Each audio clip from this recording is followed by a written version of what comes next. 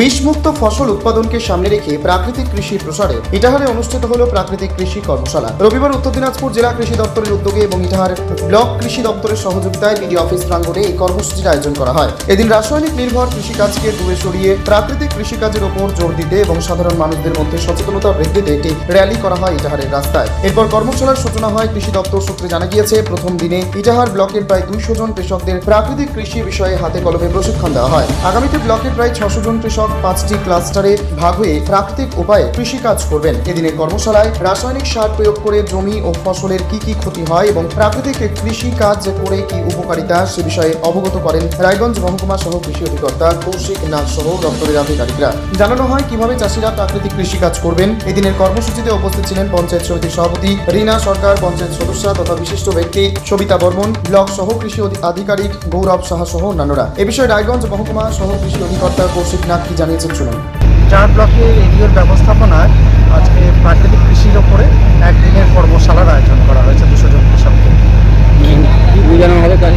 এখানে actually natural প্রাকৃতিক কৃষি প্রকল্পটা গোটা ভারতবর্ষব্যাপী 2024 সালে চালু হয়েছে। সেটা হলো national mission on natural farming. তো তার কর্মসূচি এই প্রকল্পটা পশ্চিমবঙ্গে এবছর রূপায়ণ শুরু হয়েছে। এখানে ইটাহার ব্লকে 5টা ক্লাস্টার 125 জন করে কৃষককে নিয়ে 50 হেক্টর করে 5টা ক্লাস্টারে কৃষকদেরকে প্রাকৃতিক কৃষির অভ্যস্ত করা হবে। সেই জন্যই ইটাহার ব্লকে সামগ্রিকভাবে 200 জনকে প্রাকৃতিক কৃষিতে কিভাবে কি করবে, কি কৃষি উপকরণ ব্যবহার করবে, এগুলো নিয়ে বিস্তারিত আলোচনা হবে। স্যার, এতদিন কেন এখানে প্রকল্পটা রূপায়িত হতে পারেনি? এটা অ্যাকচুয়ালি সরকার পলিসি মেকার 2024 সাল থেকে প্রসেসটা শুরু হয়েছিল, কিন্তু 26 সাল সরকার পরিবর্তনের পরে এই উদ্যোগটা বাড়তি উদ্যোগ নিয়ে এই প্রকল্পটা অতি শীঘ্র চালু করা হয়েছে। উত্তর দিনাজপুর ইটাহার থেকে নিজস্ব প্রতিনিধি রিপোর্ট, টাইমস 14 বাংলা। আরো নিত্য নতুন ভিডিও পেতে এবং তথ্য জানতে আমাদের ফেসবুক পেজকে লাইক ও ফলো করে রাখুন। সেই সঙ্গে টাইমস 14 বাংলার ইউটিউব চ্যানেলকে সাবস্ক্রাইব করতে ভুলবেন না।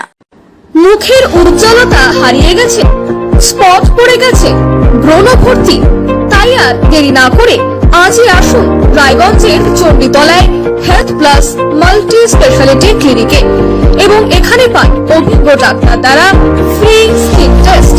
আরো বিস্তারিত জানতে যোগাযোগ করুন 9674895169 এই নম্বরে।